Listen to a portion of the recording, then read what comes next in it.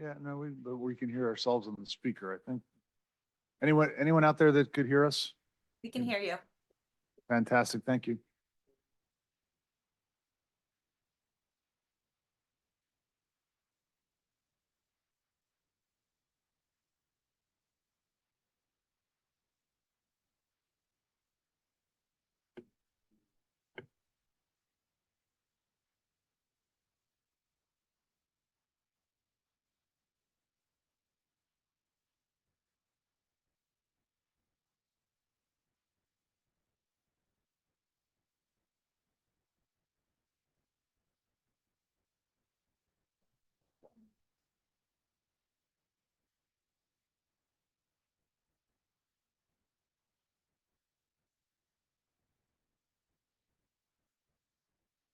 Test, test.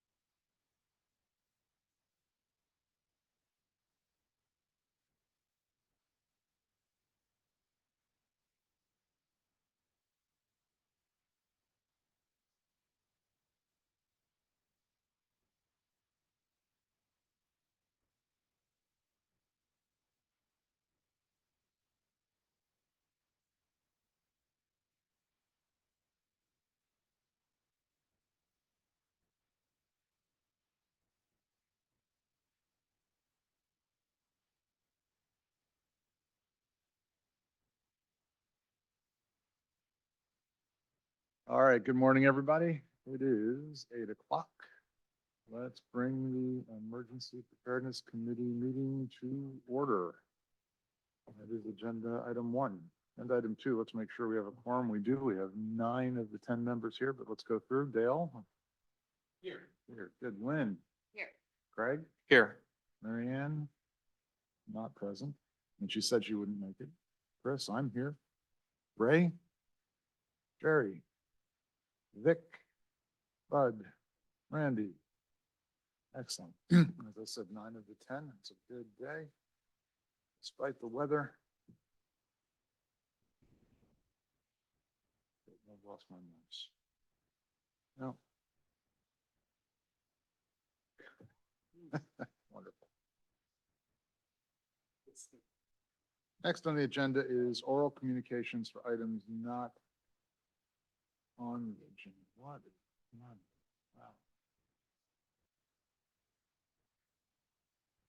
Does anyone else have a copy of the agenda that I could look at? My computer has just decided to freeze up. Thank you, sir.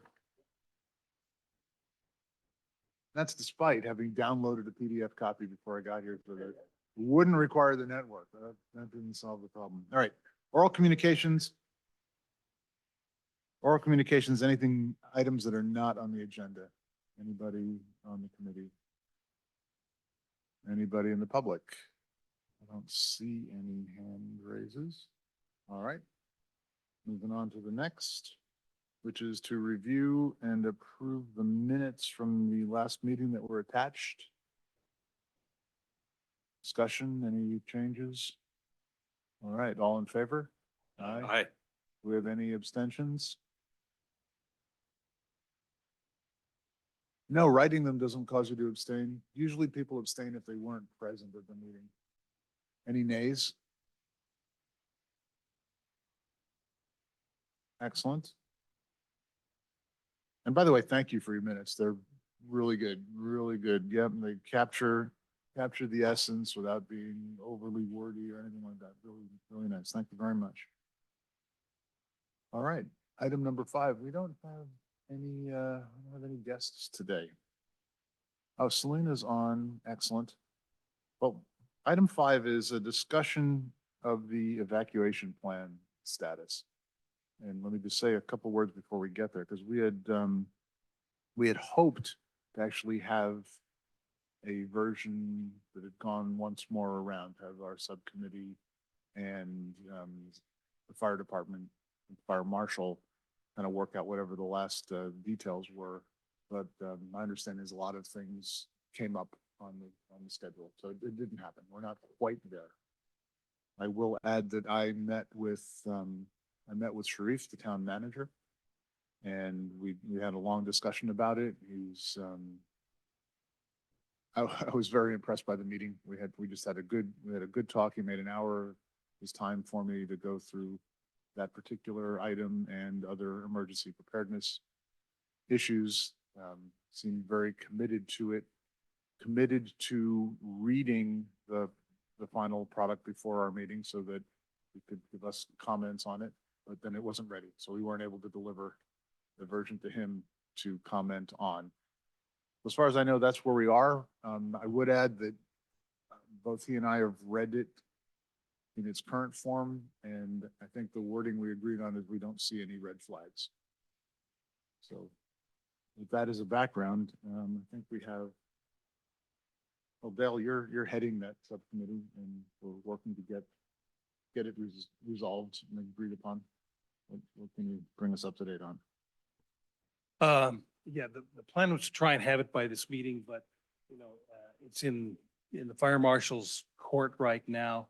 She did get information from Flame Mapper for the TRAs, and she got some other information, but she was out last week at the WUI Fire Days in Reno, and she's on vacation this week. And she is also, I'm sure many of you are aware, working diligently with the new fire codes. So those took up a huge amount of her time because it went before the fire board last week. So that consumed all of her time. She apologizes, but we will get it done.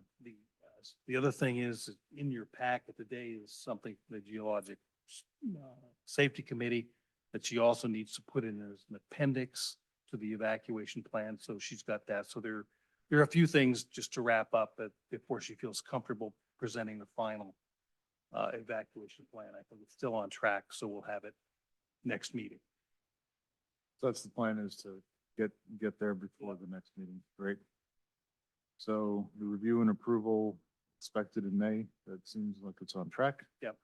Is that review approved by us? By us. Yeah. Yeah. Okay, so the next procedural step is us Yes.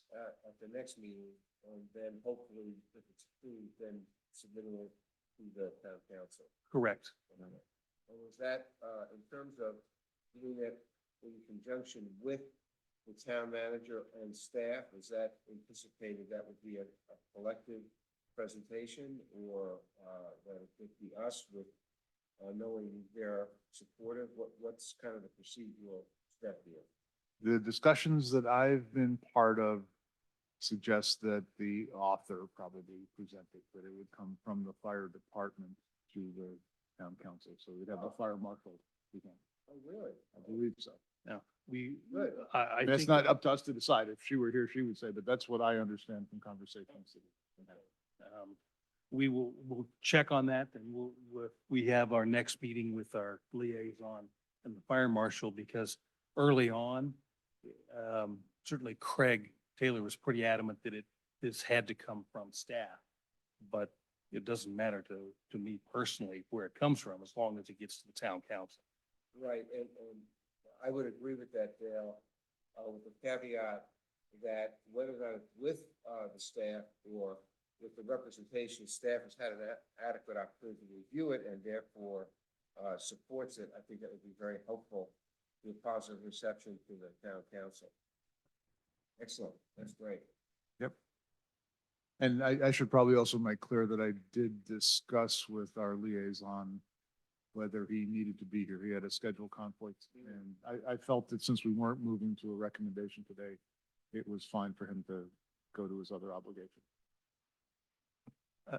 Chris, Dale, on a procedural, just question, I mean, last year, I think, we did do the special meeting prior to then voting on it in a regular meeting. Do we need to do that? Was that just something we decided to do last year to expedite it because people hadn't seen the draft at all yet? I don't recall.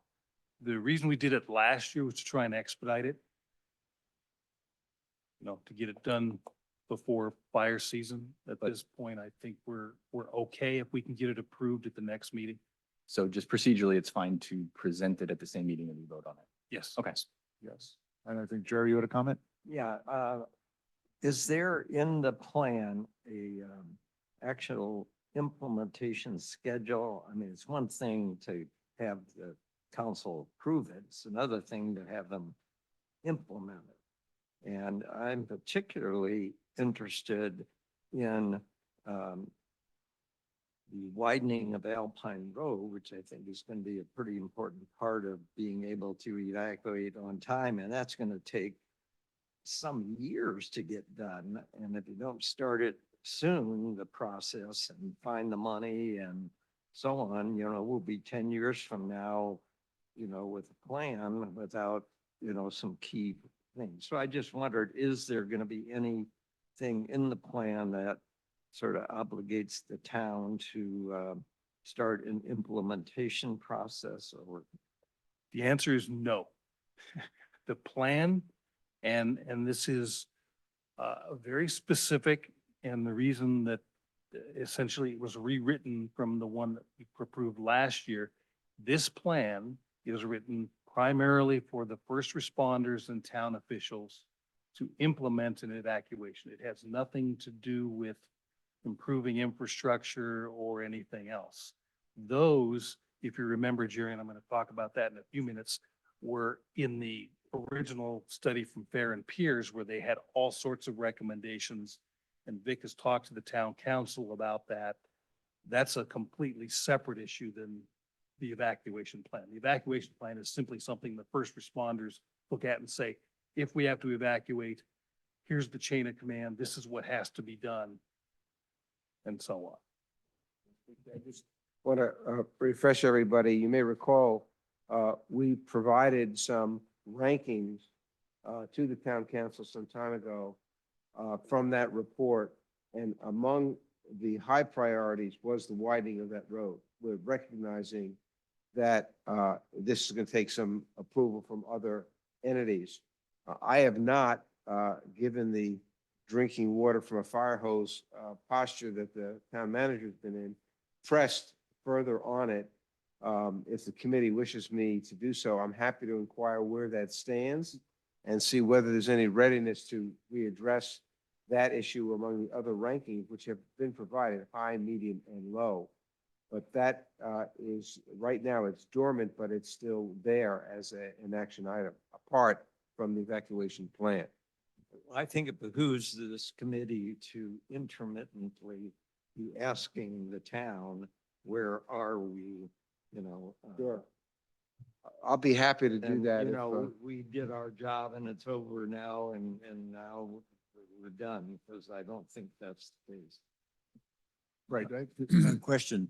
Yeah. In the widening, is just in Portola Valley, or does that include Ladera? If it does, that's county.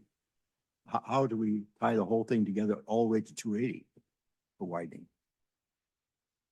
Well, remember, the Fair and Piers report was a recommendation. There's no, without knowing the politics, the consultant can't come in and tell you how to get this done. And the issue with the county is a long and complicated story, and it's probably too long to go into here. But those discussions, certainly with the changeover to administration here and so on, I think have almost ceased. But it's something that this committee ought to recommend to council that they should begin to move on. But Ladera is out of our jurisdiction. Yes, it Right, is. But the county should get involved sooner because that's even greater bottleneck than we are. But the discussion started some years ago. They came No. up with the conclusion to put roundabouts in. And the Fair and Peer study showed definitively those are a really bad idea for evacuation. They actually cause more problems than they solve Especially, in an evacuation. especially with fire engines, they're bigger than roundabout has to be huge. Well, I think the opportunity here is to get the evacuation plan through. And I think in discussions, like I said, Sharif, our town manager, was very open, spent some time with me. I'm sure we will do that again. Vic, I know you have a channel as well. Correct. I think we bring it up and we ask, where is it in their priority list? In doing that, making them aware that we think it's something that ought to be considered next. So and- if and it's get- the desire of the committee, I will contact Sharif and refresh the discussion on the rankings. Yeah. And act in a supportive way to moving our evacuation plan forward to completion.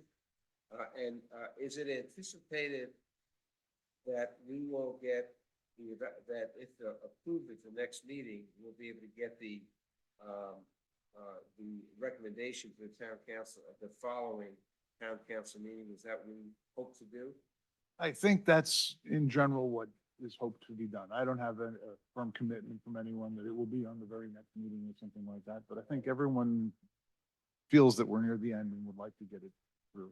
Right, the only reason I raised that is whether we need to get it on the agenda for the next the town council meeting following our action at our next meeting, whether something needs to be done to do that. I don't know what the mechanics are of that, but I would encourage us, optimistically speaking, I would encourage us to anticipate a positive response at our next meeting to the evacuation study, and then simultaneously trying to schedule this on the next town council meeting. I think that would be highly desirable. Well, again, to give the town manager a lot of credit, he also followed up with me saying, where's the report? I want to read it. I want to make sure I'm ready. So I think first, let's get it, get it to a readable point, then we'll get it to him in that conversation. When I hand it over, I can ask how is the best way to get it on the agenda as soon as possible. Yeah. Another question. So, Councilmember Craig Taylor, our former liaison, he had comments to the old one, like those 51 comments, some of which were minor and I'm sure are irrelevant now for the new one, but some of which were more major sort of technical things like errors in the evacuation maps. Has that list of his comments sort of been gone through and I don't sort of know the resolved? answer to that. I But- have not reached out to Craig Taylor. I guess I'm asking if either of y'all have done it. I haven't addressed those. You can send those to me. I'll see if there's anything I can do. I can try to do that in the second half of this month, because after the meeting of the two subcommittees, Olson and Taylor and us last year, I did go through, I spent 5 or 6 hours that next morning going through all of them and replying.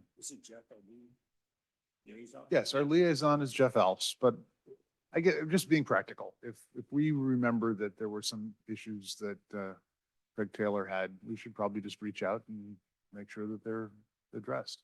Yeah. And Right, we're just trying to grease the skids here. We don't want to find a last minute objection. Yeah.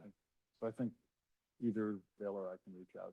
We both- And I do remind you, I met with Craig at his home in some detail about all of this, and my recollection is his outstanding concern was procedurally making sure the town council, the staff had an opportunity to provide input, and it was his strong recommendation that the approval of the evacuation plan should definitely come at least as a bilateral, both for our committee and the town council, and the staff to the town council, and that was highly desirable.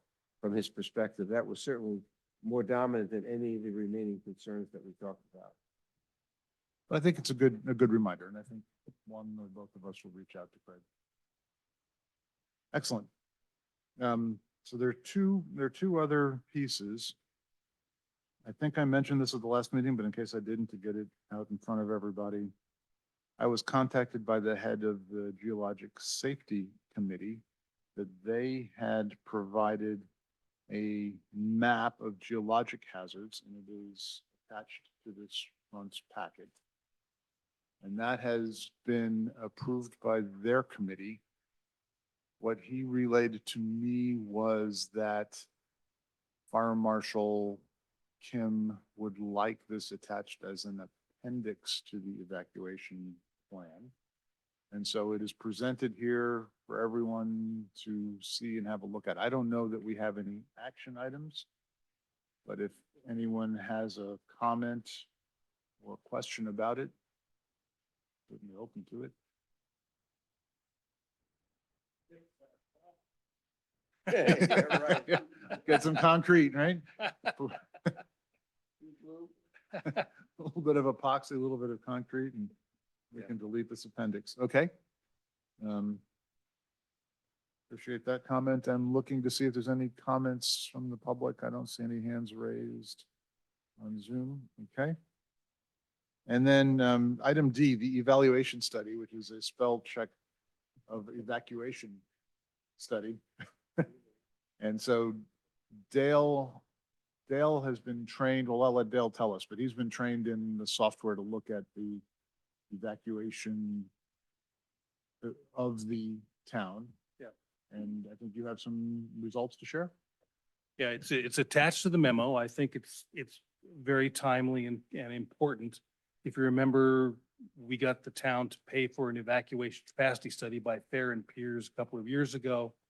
It was a fairly extensive, massive study. There's a link to it. Everybody ought to reread that. It tells you that essentially we've got an evacuation problem in Portola Valley. That should come as no surprise. We only have two ways in and out. If one of them gets blocked, it gets significantly worse. In that report are a series of recommendations to improve evacuation times. I also give you the page numbers of where those are at. Those are the ones that Vic mentioned. This plan, the Fair and Peers document, we did not include any new housing from the housing element. We used only the existing housing and population of Portola Valley. Subsequent to that, Woodside Fire actually introduced the EPC to this small company called Ladris, which does have a cloud-based software program to facilitate evacuation planning.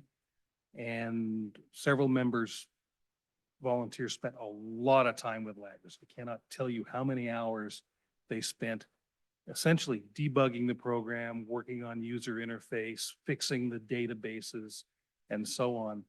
And Rob really hit that up. And there were several times he was convinced that they would never get there. But eventually, by diligently working, they have got a pretty good product. And the first step we used to say if it was valid is we put in the same parameters that Fair and Peer use and got roughly the same result of the evacuation times. You have to remember that all of these evacuation studies are proprietary. Everybody's is a little bit different on how they model things statistically and so on, so you can never expect exactly the same result, but they're pretty close. So we use that as the baseline, and then we actually input cars for the new housing and ran the simulations for all roads open, Portola Road blocked, Arrastadero and Alpine blocked. And, you know, it kind of passes the smell test. You know, with all the roads are open, you increase the number of cars by like 10 or 20%. And the evacuation times increase some. You may increase by 30 minutes or something. As soon as you block a road, they increase a lot. And particularly if you block Alpine and Portola. And again, no surprise on this. The real thing here, and a lot of people want to look at, well, it's average or median. We really want people to focus on maximum because that tells you how long it's going to take to get everybody out of Portola Valley if there's an evacuation. And it's somewhat frightening. If Alpine and Portola are blocked, it's about 5 hours with all the new houses. What does that tell you? Again, we know we have an evacuation problem, and there it is in black and white. We now have a license to run Ladris, both Woodside Fire and Portola Valley have that license. I don't think anybody in town staff currently is trained to use it. And I know Don Bullard was the last one at the fire department who was trained to use Ladris. But I'm fairly comfortable running the thing right now, so that it's not necessarily 100% intuitive, but we can change parameters. We can add cars, we can change evacuation times, we can change blockages. So it's fairly useful from that standpoint to get an idea how long it's going to take to evacuate various points. I think the point of this whole exercise, at least from my standpoint, is we have an evacuation problem. Let's get moving on the mitigation efforts like Jerry mentioned. Widening Alpine Road, maybe getting a crew to take care of, down power poles. I don't know if people are aware, but in the Paradise Fire, downed power poles that burned and fell over were a serious problem and led to a significant number of deaths because they just couldn't get by them. So those are the kinds of things that from a mitigation standpoint, we really, really need to get moving. And with that, I'm open to discussion, and I would like this committee, if you approve this report, I think we need to send it off to the ASCC and the Planning Commission and probably other safety committees and the town council, so people are at least aware of the magnitude of the problem. So questions, thoughts, discussion? Dale, I couldn't make out the pretty pictures back. Oh, those are just the output of the runs. When you run the simulation, this is what the thing spits out for you. But the pictures don't look different. They're really, they're so small, it's hard for anyone to understand about them. The pictures don't really tell you anything. It's like the final, it shows you all the properties that have been evacuated.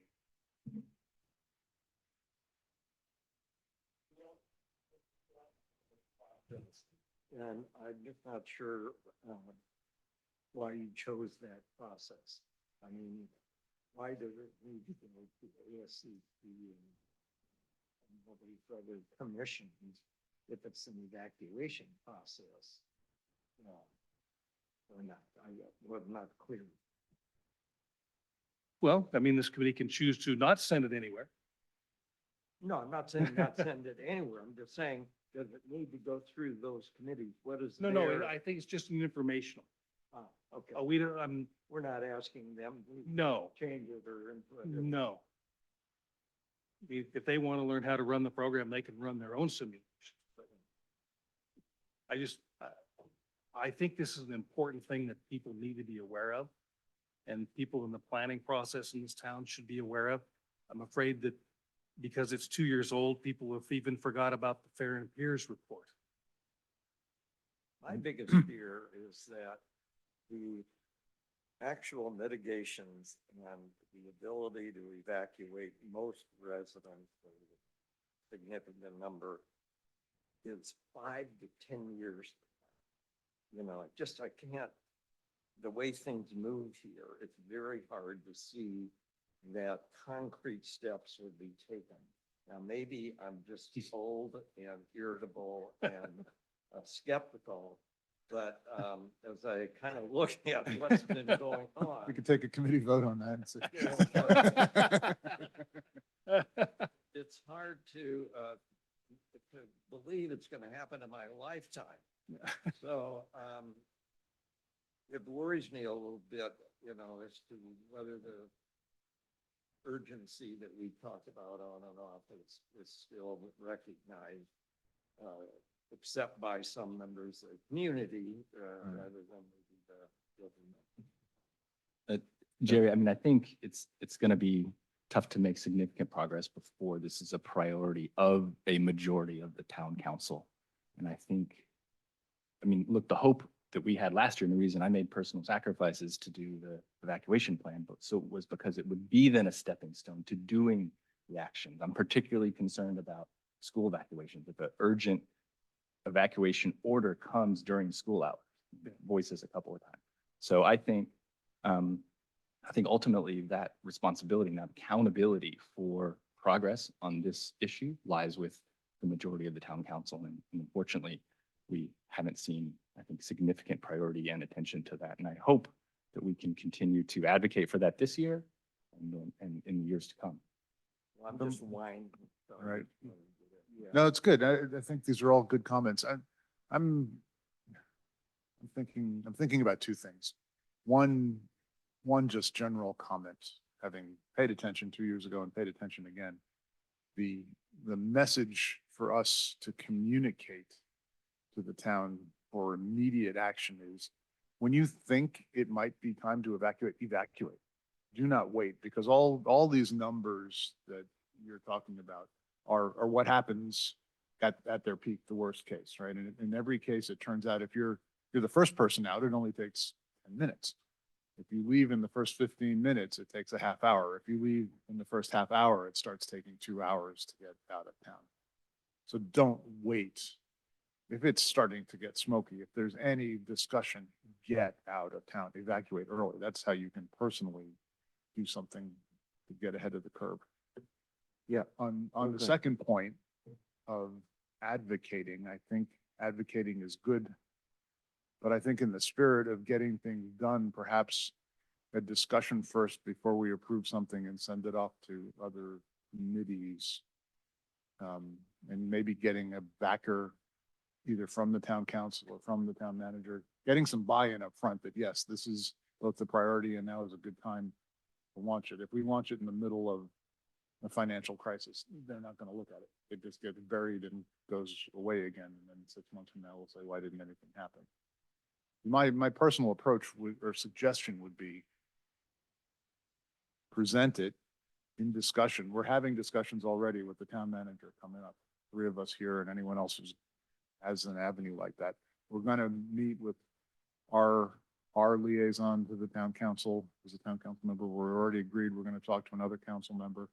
Let's see if there's some traction and get buy-in as opposed to just launching something over the wall. I feel like that would go a long way to getting it looked at. This report, the very next thing that we do, we've all agreed this is an issue that the town has an evacuation problem. There are long-term things to be done. There's a report here that shows what some of the time and what the specifics are. This is, it's science. It's not our feeling. But if we could get some buy-in to that, as opposed to just launching it, I think we'd have a much greater chance of getting something done. So I would recommend a discussion first before approving and launching.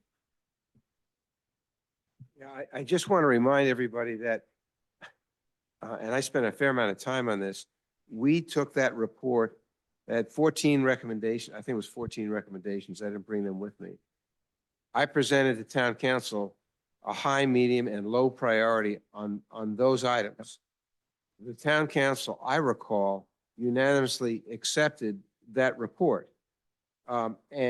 Those items include, Jerry, a number of the actions that about widening the road, and a number of the key things that we thought, this committee thought was important. So once again, there's a little bit of overlap here, and I will follow up with the town manager and see if I can reinvigorate attention to that ranking system to hopefully get this to be more active. But I want us all to remember that this is not something that's coming up for the first time in terms of setting up a time frame. Right. There was a specific time frame I know I put in there. This was going to be done by the next fire season. This is going to be done by the next summer, and so forth. And I think we should try and build on that to activate this area of concern. All right, let's take one more committee comment question. Go ahead. We had discussed tips to the town. Yeah. Did we ever submit a tip like the wildfire committee does for the population, but we could summarize all of these things and end up with a statement that as we approach this fire season, early evacuation is still recommended, and that we're moving forward with mentioning these reports, and just to increase awareness in to residents that yes, we're still working on these things, but the bottom line is they're not implemented, and that the best course of action for our residents is early evacuation. Be prepared in early evacuation, and just put it in a tip and submit it. I'm all in favor of any kind of communication, right? That tells people, makes them aware of kind of numbers that are in this report and previous reports. I think it's a good idea. We should pass that outreach. I'd like just to go back to the LADRS and the modeling item. We got sort of diverted on the priority of concrete steps, which is super important. I mean, perhaps we could agendize that for the next meeting to discuss in conjunction with approving an evacuation plan that we're sending on to the It's a council. 1-2. Yeah, I think that would be a really great thing to have a real robust discussion about that. I'd love to see, because I haven't reviewed, personally, I haven't reviewed that list you're talking about in detail. Let's do that. I did see it last year, but I haven't looked at Yep. it in quite some time. But in terms of the ladders and the modeling, I just have a couple of questions. I mean, first, thanks for following up on, on that. I know it's a lot of technical work, and thanks to Rob as well. Will we have a license to Ladris in perpetuity? Do you expect, You like, have to re-up every year. how expensive is it? I don't know what it was for this year. Last year was like $6,000 or $7,000. Wow, it's quite a bit of money. I'm taking a look at their website, and they're advertising it, AI tools for climate and wildfire and evacuation is highlighted on their website. And so, Yeah. I mean, hopefully there'll be a company that's around for a little while. It's just, when, on something like this, it's like, if we invest the time in this product, will it be around? Are we committed to it long-term? Because it seems like this modeling is something we want in our toolkit. It's great that you compared to the Fair and Peers. I mean, it's just validating that is critical, because obviously we need to have some significant degree of confidence in numbers coming out. But just, other ideas that bounced into my head were, if ideally there'd be some type of open source model to do this type of work that we could also validate. Then we don't have to pay the license. Then there can be a community around academics and others. We went through this with Fair and Peers. There is very little open source work out there. Yeah. In fact, I think Dave Cardinal did it several years ago. There is some open source work, because originally there was a Google group that did some. Yeah. And it was a mess. Yeah. I think we could see significant change in progress on this in the near term from, advances in AI and, there's a lot of attention, a lot more attention on wildfire and risk. Like, there's a big X Prize out for progress on that. And so we can connect with, other groups and ideally have some sort of long-term capability here. So thanks for Thank you. spearheading that. Let's take one more. We have 3 public questions. Yeah, I can keep it really short, or try to anyway. So Dale, do you want anything from us? I looked at the report I could give you some feedback. Do you just want it to you or to the committee? How does that work? Just go ahead and you can tell me what your feedback is. Okay, sounds great. That's the only comment I have. Thank you. Good, thank you. All right. So Karen, you've had your hand up for a long time. How do I give you? I just unmute myself. Thank you. There you go. Hi, this is Karen Batra. I had just sort of a nerdy question, but it's relevant more for long-term planning. We can think about this as, well, we add 20% more people, so that's just 20 more cars, but also the location is relevant. So we'll have this 50 units at Dorothy Ford Park.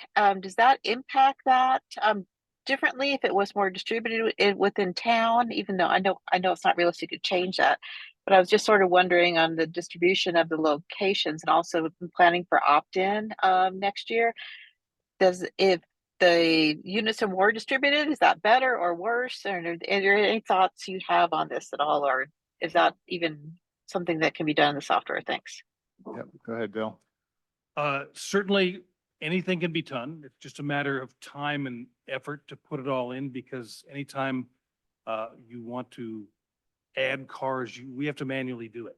You know, we have to go in and say, okay, at this location, we're gonna add, like in Dorothy Ford Park, because it's low-cost housing, we only put 75 cars in instead of the 2 per product. And we did distribute ADUs all over town to try and get an idea there.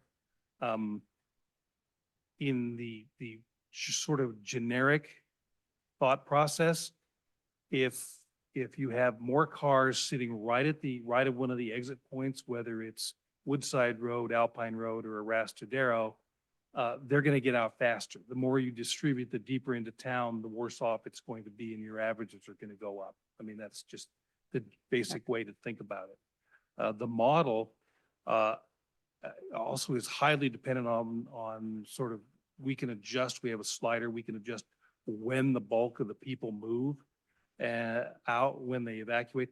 If everybody leaves within 15 minutes, it actually takes longer to get out of town because everything gets blocked up. These models all take sort of a Gaussian distribution around an hour.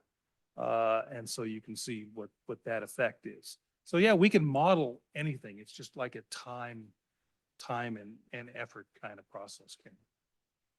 So just to clarify the answer, so it's actually good to have a lot of people at Dorothy Ford Park in terms of evacuation. Yes, unless Alpine is blocked. Okay, thank you. That's what I want to understand. Thanks. Karen Askey. Hi there. Regarding the modeling, Dale, did it take into consideration the opening of Hawthorne's? Because Hawthorne's, as you guys might know, is going to be opening and considering their entrance in between, it's on Alpine between Portola and Hillbrook somewhere. So that will be happening at the, at the approximately same time as a lot of this development. That's question number one. And also, MidPenn did their own traffic study recently.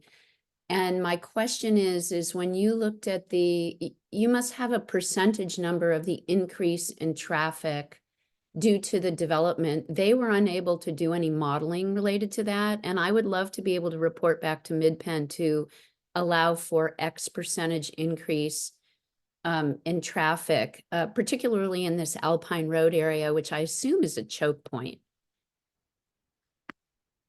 That's a very good question. We actually did throw some cars in at the Hawthorne's.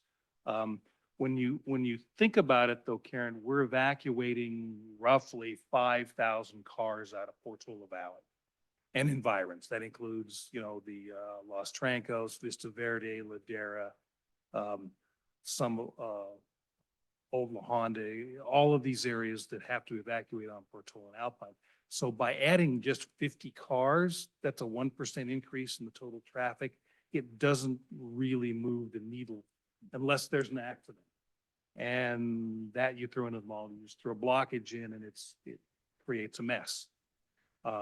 So the short answer is an additional 50 cars doesn't create a problem unless it creates a traffic hazard or a blockage or an accident. All right, thank you. Greg, I see you have your hand raised. Yeah, hi, good morning. I wanted to comment on your proposal regarding the widening of Alpine Road. I think that's particularly relevant right now. Some of you may have been on that marathon ASCC PC meeting last night that ran through midnight. But it seems to me that we have almost a once in a lifetime opportunity to create easements on Alpine Road. When you think about the rezoning that was under discussion last night, which was initially about the Nathorst properties and the Ladera Church, but then you also have the frontage on Ford Field. You have the Stanford situation because they basically control two of the sites, the arena sites, which is the Wedge and Glen Oaks. And then you have the Hawthorne situation, which is under consideration. So I'm sort of thinking, since the frequency of opportunity to create easements on Alpine Road. I mean, you think about the linear distance, if you start adding the Nathorst Triangle, Hawthorns, Glen Oaks, the Wedge, Ford Field, and the Ladera Church, you've got a pretty significant linear distance available for future widening of Alpine Road. So as long as that's incorporated into whatever rezoning is going on at present, because we kind of are in negotiations with the Hawthorns and a very active discussion over the properties that be rezoning. By the way, there's another ASCC meeting on Monday night. So since you're already in dialogue with Sharif and in contact with town council, I think now would be really an important time to get that in front of them. And in the context of the evacuation, I've counted over 60 wooden utility poles between the town boundary with Ladera and the Nathorst Triangle, so the Portola Alpine. So there's a fair amount of vulnerability there, given the number of poles. And then the last question or comment I have is, we're talking about simulations here, but a year ago, we had a real live case and a tragedy in Portola Valley where on the 21st of March, a eucalyptus tree fell on a service provider and tragically killed him. I think, I don't know if your committee has the number, but it would be very useful, I think, to know for how long Alpine Road was closed during that tragic accident, because my recollection, it was something like 4 or 5 hours. So there's no simulation required here. You've got an actual case history of what can happen to Alpine Road. And we're not talking about 60 utility poles here. We're talking about trees. So the easement for the provision for easement for widening Alpine Road, I think is relevant and urgent to get in front of the town council. And thank you for taking my comments. Thank you for participating, and I think those are good points that we can use in our discussions as we move forward. All right. No further questions or comments from the public. I think we can move on. What is the action? I think the action, well, do you have a proposed action? I think I'd like to propose that we do, as I suggested before, that this become part of the discussions that at least the three of us have agreed to have between town manager and several of the council members. Get this in front of them, and specifically maybe get a recommendation from the town manager on how to move this forward. If it is a priority, if it'll get any traction at all, or if we're asked, not now, let's do it in the second quarter or third quarter. I'd like to get a read before we approve something and send. That'd be my recommendation, but I'm open to different opinions. I would actually prefer that we approve the report so we have something to work with and send on. I think the discussion to put on the agenda next meeting, right after the evacuation plan, the 14 points that were originally brought up by Fair and Peers, maybe reassess our priority and then go back to town council with those. But this document, just to have approval and not have to bring it up again, I think is a better idea. That's my opinion. Other comments? I must say, I'm not sure. I feel like I've read this in detail enough to confidently vote to approve it, but do other people feel differently? Overall, I like the idea of issuing reports. I think mentioning, doing tips, this is the way the Wildfire Preparedness Committee does. I think perhaps we could consider that as well, but I think packaging some of this substantive work that we do. And this would be, in addition and following on the evacuation plan, which technically, we're not authoring, but we're supporting. I think bundling our work in reports and approving it and sending it on, I think would be a good mechanism. And I don't know what the history of that is for the committee, but I mean, we could number them, we could date them, we could package that as an important component of our work. And I think this modeling would certainly be worthy and could be a good thing to contribute this year, now. Yeah, go ahead, Ray. I think we should approve it. The asymmetry of signaling urgency, signaling data, signaling progress versus any downside, I think is very much in favor of the positive. So I think we should do it. Okay. All right. So, Push it forward. Second. all in favor? Aye. Any nays? Any abstentions? Okay. I just have one question operationally. So if I'm going to provide comments to you, is that something that's kind of unuseful right now because it's going to get Keep them coming. okay. No, Yeah. doesn't Okay. mean we stop working on it. Right. This doesn't have to be the final word. This is, Signaling, I got it. I can, I can rerun any- anything. I got it. No problem. So I can probably get my comments to you within a week. This time next week. and again, Yep. Okay. it's simply a matter of cart horse. Yeah, no worries. And if the town manager or council comes back and says, look, this is not on our priority list right now, then we'll back off for a while. But if they go, great, glad that you got a head start on it. Let's make this something that we all work on in the second half. All right. Thanks for the clarification. How do we move forward on tips? I was just going to suggest that, offer that I write a little tip and then I don't know what to do with it. Send it out to everybody for, If it's just a tip, I think you can just send it to Chris. okay. And if he approves it, I think you can send it on to Carrie and have her Okay. send it. I'm comfortable. with I'd that. like to volunteer to do I'm that. perfectly comfortable with that. I think Okay. that's right. I'll send it to both. Put that as an S on. Yes. Don't be afraid to add. No, in bullet form. Perfect. Right. So, Perfect. Encyclopedia. All right. Item number 6, it must be 8:30, a WPV cert ready and fire protection district report. And I see we have Selena on. Hi, I'll make it quick. Just first of all, with that tip, MJ, when she creates the tips, she sends them to myself and Carrie to look at before. So if you want, you can send it to me as well to take a look at. I don't mind doing that. Yeah, Hi, very good. everybody. Thank you. I Hi, haven't Selena.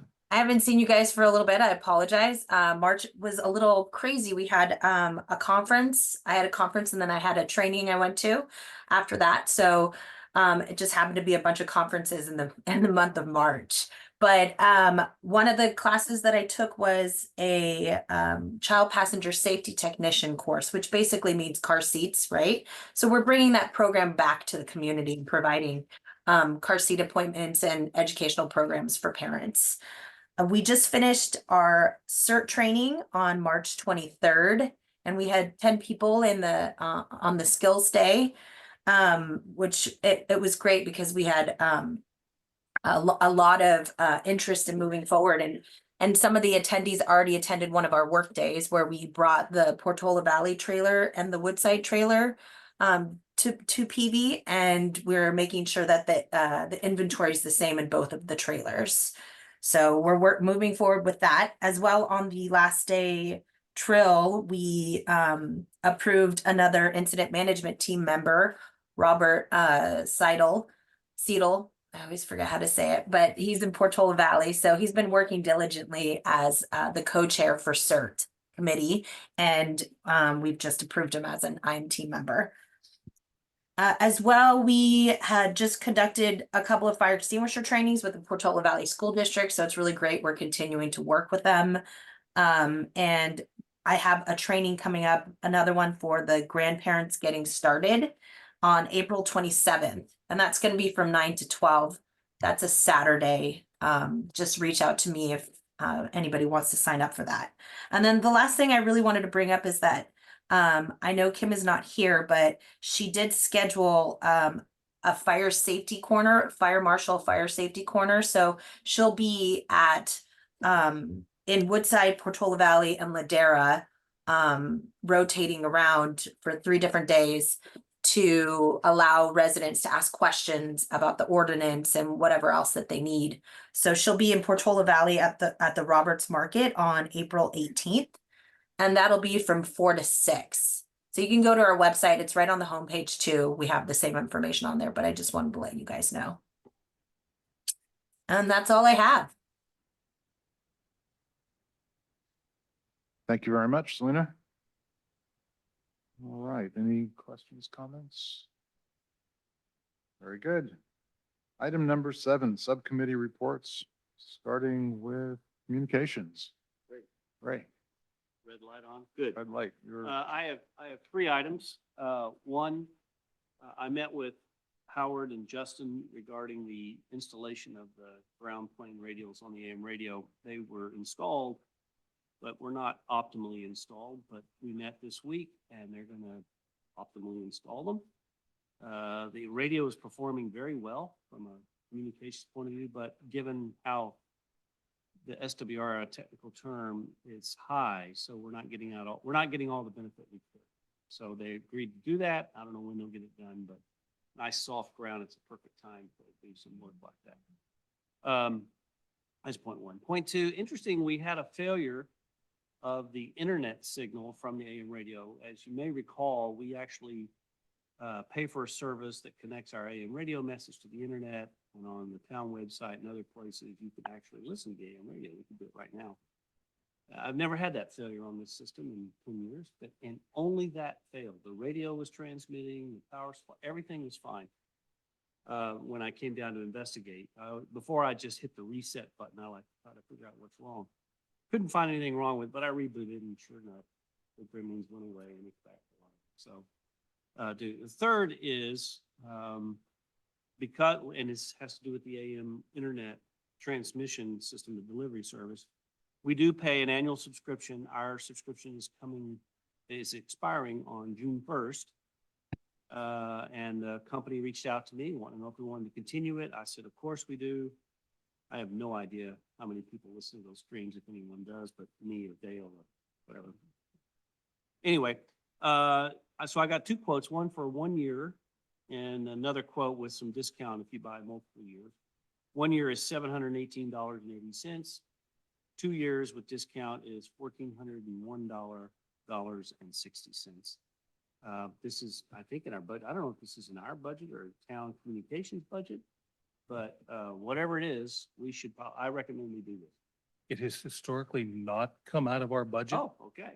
Jeremy moved this over to whatever their annual communications Okay. budget. So maybe what we do is we recommend to whomever runs that. Yes. right. Why don't we approve that we want to spend that? I'll take the action to Okay. ask the I town think we should do manager 2 how it years. should be paid. And if the answer is out of our budget, let's make sure our approval I know includes. cash is tight, so maybe 1 year is what they do, but you do get a nice discount. Yeah, I move that we approve this, and if they don't want to take it out of the general fund, take it out of our Oh, budget. yeah, because we do have a surplus. Because we do have That's a a good budget. idea. Yep. Okay, Any- second. All right, all in favor? Aye. Good. Any nays? Any abstentions? Good, unanimous. Great idea. I guess Thanks, the final thanks for information keeping. thing on June 22nd, the PV Amateur Radio Club, in conjunction with this committee, is going to be setting up at the fire department. We got that approved last time, so down at Station 8, we'll be, instead of doing it down at Town Hall here, where we have a lot of noise, a lot of radio frequency interference, we're going to do it at the firehouse at their nice parking lot in front. It'll be more people will see it. It's right at the corner. Right. So I had 4. So, but that's June 22nd. I know it's not a command performance, but the more people that come, the better. So it'll be combined with safety and cert. Yeah, it's really good, and it'll be in front of the new station, or newly. They're very proud to do that. Yep, fantastic. Yeah. And then Selena, I see a comment from you. Yeah, I just wanted to say that I was talking to the chief about the about that event and how we would love to, help bring more awareness to it by, we could just pull out our CERT trailer over there and pull the fire engine out, right? So that people are like, oh, look at all that. So I will put time aside to assist with that. So Fantastic. we should have a conversation about the sort of layout. Yeah. Because Okay. it is a confined space and we'll need some distance to put up some wire. And we probably don't want to block the Yeah. fire truck Yeah, yeah. exit path. No problem. That sounds great. Thank you. Fantastic, thank you. All right. The sign, is there any update on the sign? Yeah, very briefly, I did send the report off to the ASCC, the town manager and our liaison. I did get some response back from the liaison who said priorities, this is a little bit down there.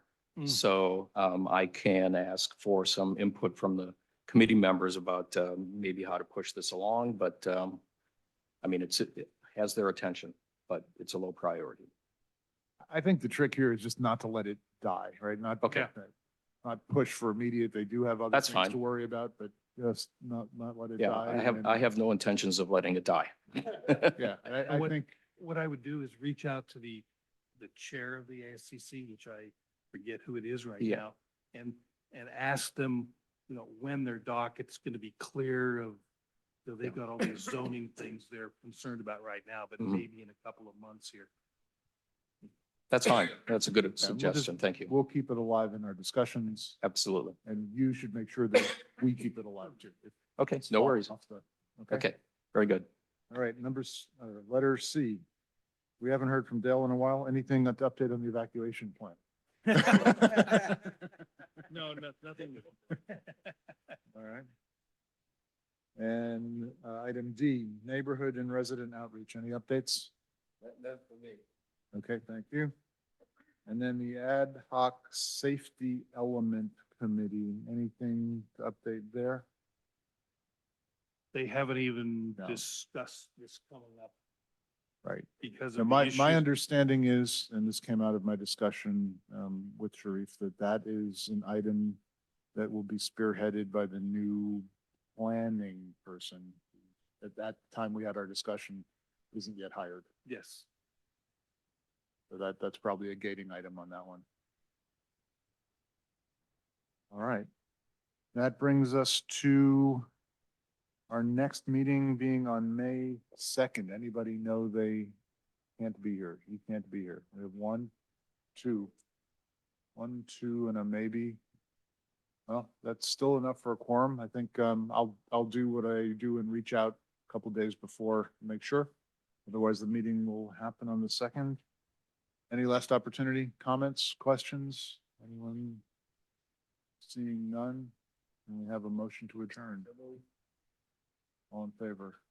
Aye. Great meeting, everybody. Thank you very much. Thank you for tuning in today in the public.